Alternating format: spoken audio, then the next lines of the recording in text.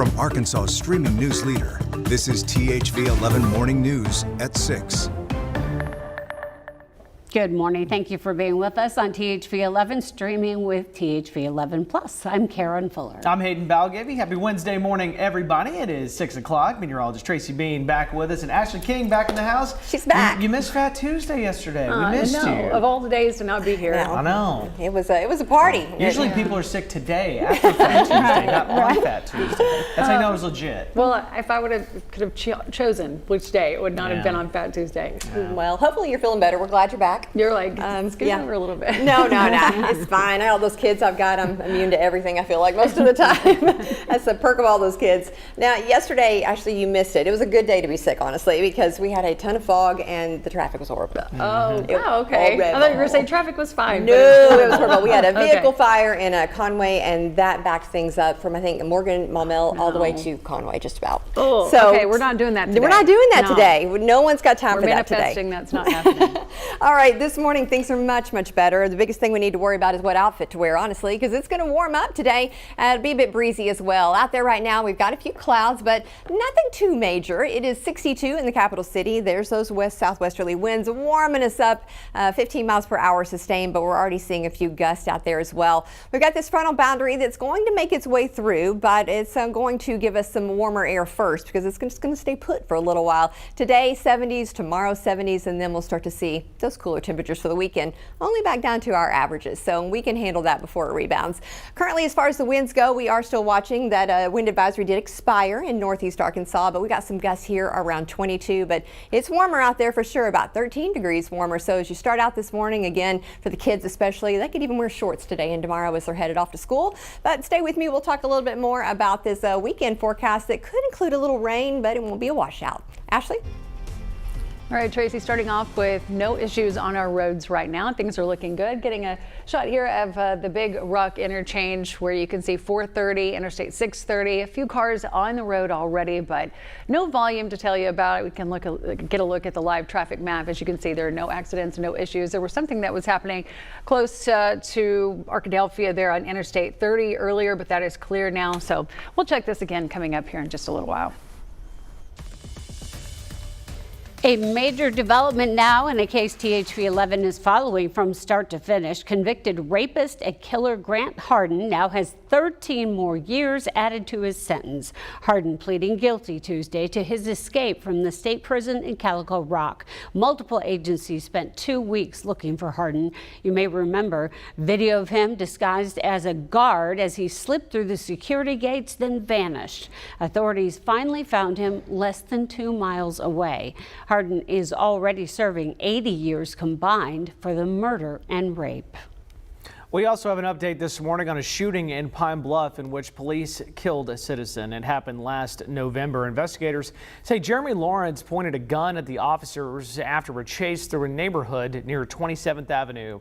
Lawrence then refused to drop his weapon, and that is when the officer shot him. Yesterday, the Jefferson County prosecutor announcing the shooting was ruled justified, saying the officers reasonably believed Lawrence was armed and dangerous. Early voting is underway for the 2026 primaries, and we want to make sure you're prepared to head to the polls. One of the most powerful roles in Washington up for grabs this year is a spot in the U.S. Senate. THV 11's Journey Taylor takes a closer look at the race, the history behind the seat, and the message each candidate wants voters to hear. The United States Senate is one of 2 chambers of Congress, with each state electing 2 senators to serve 6-year terms. Senators write and vote on federal laws, confirm Supreme Court justices and cabinet members, ratify treaties, and provide oversight of the executive branch. Arkansas's current junior senator Tom Cotton was first elected to the seat in 2014 after serving in the U.S. House. He won re-election in 2020 and has now spent more than a decade representing Arkansas in Washington. And as voters prepare to head to the polls, we've asked each candidate the same question. Ahead of the primaries, what message are you trying to get out? The incumbent in this race, Senator Tom Cotton, said in a statement that he's worked with President Trump to deliver for Arkansas's conservative values and led the fight against what he calls Biden's radical agenda that hurts Arkansans.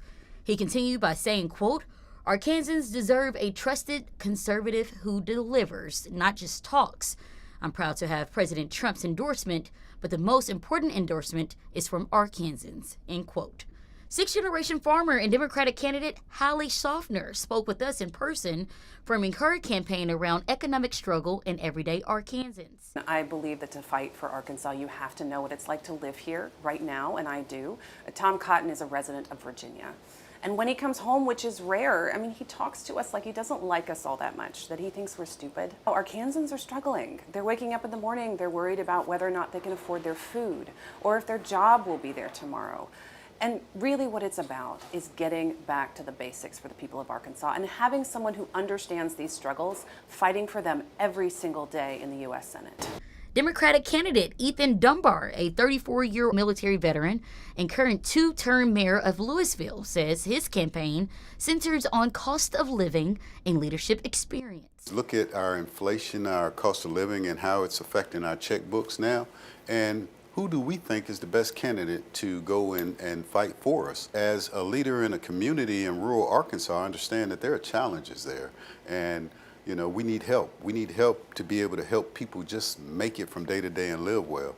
And with the cost of, you know, healthcare being out of the roof, a lot of them can't afford it. Our public schools are being underfunded. So I think I'm the best candidate because I understand that. I live it every day. The race also includes 7th-generation Arkansan and state trooper Republican Jeb Little.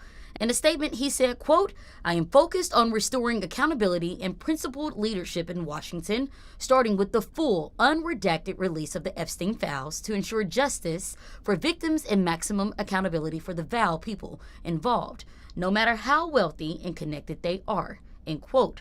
Little also said he's against career politicians and wishes to see term limits for leaders in D.C. And our team reached out to Pastor Micah Ashby's campaign and did not receive a response by our deadline.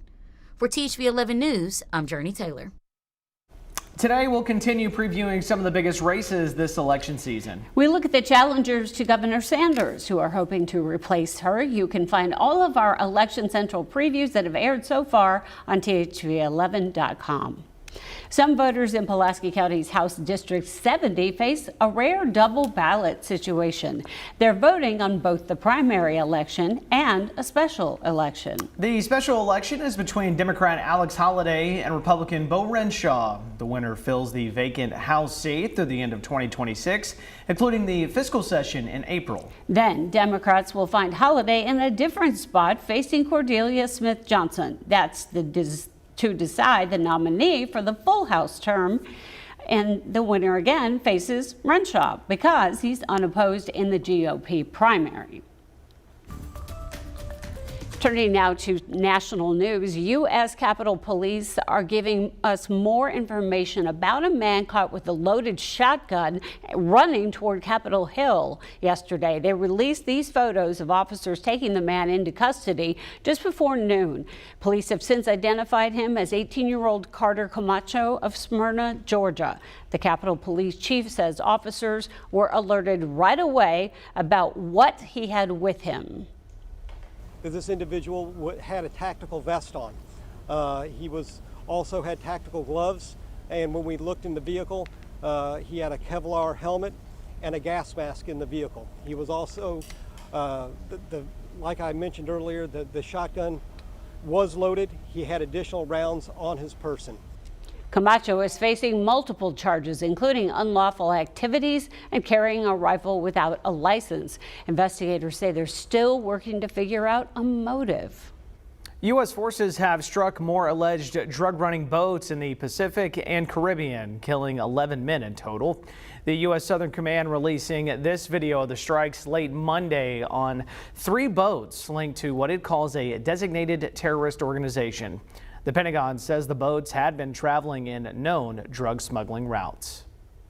Now let's check in with meteorologist Tracy Bean and the forecast to help you plan your Wednesday. Well, it's going to feel like spring out there today and tomorrow. We're going to see those temperatures warm in the 70s and a bit breezy both days as well. We've got more of that southwesterly flow. Right now, the sustained winds are around 15. Could see some gusts around 20 to 25. And then tomorrow, maybe even more like 30. So it's going to be breezy both days, but I know you will enjoy it. Clouds today for the most part, but there will still be some sunshine along with those winds. And then as we're heading into Thursday, as those winds pick up, as I mentioned, we're going to see a lot more sunshine and see those highs in those upper 70s. We've got some changes headed our way for the weekend. Before we rebound back to the 70s, we'll talk more about that coming up in my forecast.